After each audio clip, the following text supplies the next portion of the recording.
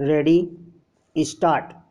The Citizenship Amendment Act 2019 was passed by the Parliament of India on 11th December 2019. It amended the Citizenship Act 1955 by providing a pathway to Indian citizenship for refugees from Afghanistan, Bangladesh, and Pakistan who are Hindus, Sikhs, Buddhists, Jains, Parsis, or Christians and arrived in India before the end of December 2014. The law does not grant such eligibility to Muslims from those three countries, all of which are Muslim majority countries. The act was the first time that religion had been overtly used as a criterion for citizenship under Indian law. Bharatiya Janata Party, which leads the Indian government, had promised in previous election manifestos to offer Indian citizenship to members of persecuted religious minorities who had migrated from neighboring countries. Under the 2019 amendment, migrants who had entered India by 31st December 2014 and had suffered religious persecution or fear of religious persecution in their country of origin were made eligible for citizenship. The amendment also relaxed the residence requirement for naturalization of these migrants from 12 years to 6. According to Intelligence Bureau records, there will be just over 30,000 immediate beneficiaries of the bill. The amendment has been widely criticized as discriminating on the basis of religion, particularly for excluding Muslims.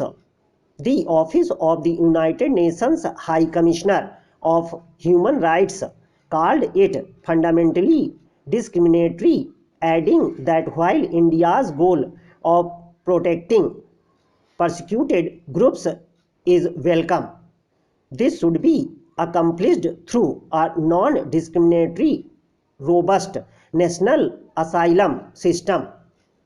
Critics express concerns that the bill would be used along with the National Register of Citizens to render many Muslim citizens stateless, as they may be unable to meet stringent birth or identity proof requirements.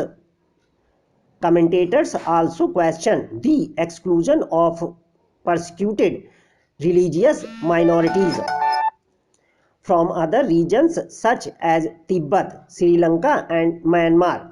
The Indian government said that since Pakistan, Afghanistan, and Bangladesh have Islam as their state religion, it is therefore unlikely that Muslims would face religious persecution there. However, certain Muslim groups, such as Hazars, have historically faced persecution in these countries. The passage of the legislation caused large-scale protests in India. Assam and other northeastern states witnessed violent demonstrations against the bill over fears that granting Indian citizenship to refugees and immigrants will cause a loss of their political rights, culture, and land rights and motivate further migration from Bangladesh. In other parts of India, protesters said that the bill discriminated against Muslims and demanded that Indian citizenship be granted to Muslim refugees and immigrants as well. Major protests against the act were held to universities in India.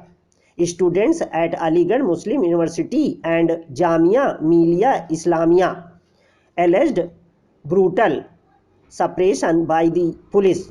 The protests have led to the deaths of several protesters, injuries to both protesters and police officers, damage to public and private property, the detention of hundreds of people, and suspensions of local internet mobile phone connectivity in certain areas.